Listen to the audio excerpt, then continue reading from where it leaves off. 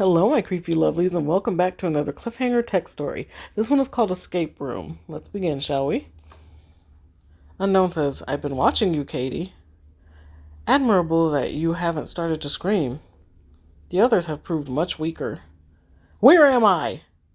You'll be allotted 3 questions in your time here. Are you sure you want to use that one? This isn't my house. This isn't my room. I woke up on the floor and I don't know how I got there. So yeah, I want to know where I am and what's going on. We're going to play a little game.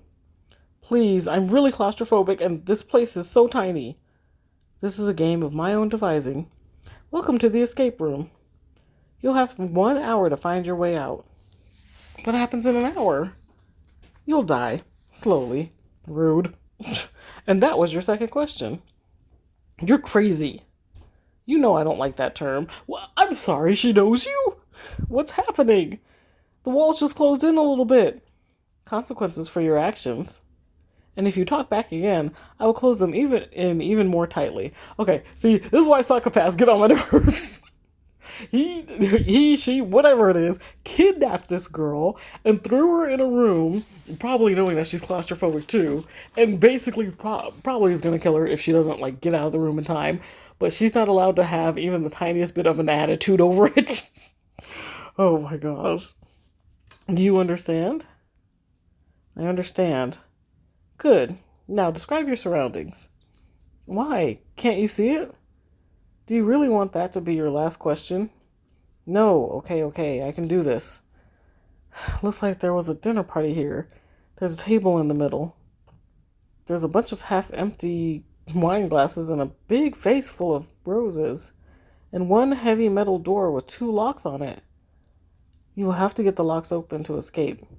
Yeah, Sherlock, I kind of figured that out. No, please don't. You will have to learn to be more respectful. Oh my gosh. Katie, please get free and punch this person in the face. Please, I'm sorry, please. My claustrophobia is so bad. Please don't close the walls again. I swear I'll be good. Tick-tock, Katie. Banging on the door and screaming won't open it any faster. Worth a shot. I can't understand these locks. Which ones are on your door? You don't know? Wait. If you can't remember what locks are on the door, that must mean you have more than one of these rooms going at the same time? I'm not the only one trapped? Very good. Your cousin Paul still hasn't figured that out. Paul? He's trapped too? If you hurry, you might be able to save him if you save yourself. 2 locks on the door. One's an electronic keypad, so there's a code. One's a slide lock, but the handle is broken off. The objects in the room will provide clues. I'll try to flip the table over. Maybe I can use it as a battering ram. 2 minutes later, I'm pretty sure that didn't... Yep. Ow! It just shocked me! That's your hint that you're on the wrong track. Use your brain, Katie. I'm trying to think. That's not helpful. Thought the better of being disrespectful that time, didn't you? Like you said, I'm learning. My clue must be somewhere on the table. What do you see? Maybe I can pry the slide lock open with one of the knives or forks. But no, that could hurt my hand badly. And you said to use my brain, so it must not be able to be done by force. Good thoughts. But no actions yet. Dang it! Wait. You just discovered something. I got mad and tried to shove the vase over. But it won't tip over. Warmer. Much warmer. I found it! There's a floating cork in the vase. Is the thing attached to it a magnet? I could pull the lock open with a magnet. Yes. And that was your third question. I don't care. I dislike you. Crap. I didn't mean to ask. What's done is done. Ow! You shocked me again. I didn't do anything wrong. It is not as easy as jumping onto the table and plucking the magnet out. If you try to jump on it again, I'll shock you worse. But how do I get the key out? Please, I'm running out of time. Such a shame. There's wine left in all the glasses. I'm going to try dumping it all in and floating the magnet to the top. Will you shock me if I take it out that way? Or close the walls in? You are out of questions. Take your chances. 4 minutes later, that siren is so loud! Please turn it off!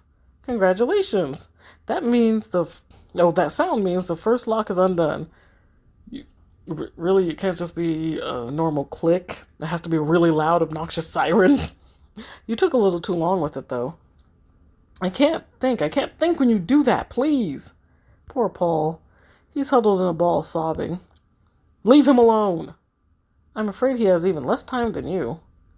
Paul has joined the chat. Katie? I'm here.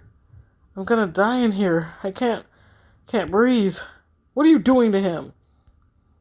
Answer me. You're claustrophobic. Paul's greatest fear, however, is suffocation.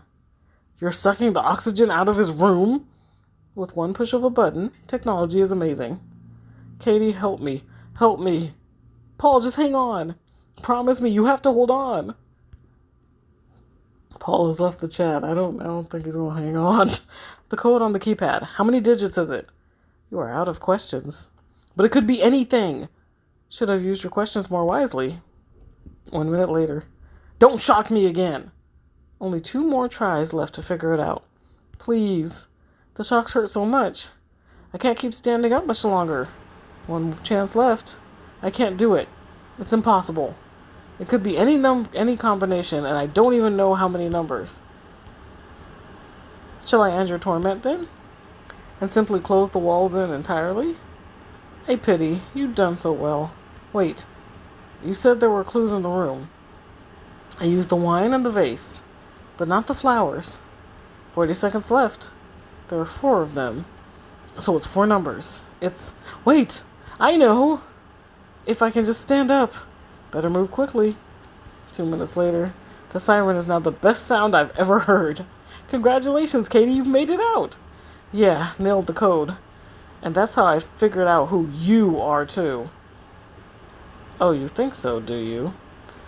The code was 77673. The letters correspond to R-O-S-E. There were roses on the table. That's an obvious clue. It was also my grandmother's name. And you knew about my claustrophobia and Paul's biggest fear. Grandpa, how could you? I'm a very wealthy man, Katie. So that means you're allowed to do something evil? It means that when I die, I want my fortune to go to someone deserving.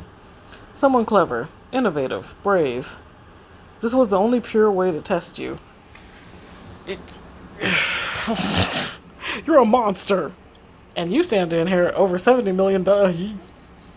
Over $70 billion. Well, I mean, okay, I guess he's not that bad. Just put him in that room and then make sure that he croaks so that you can get the money. All 70 million? Said over. Over 70 million, Katie. If you pass one final test. Now, see, that's not fair. You said it was the room.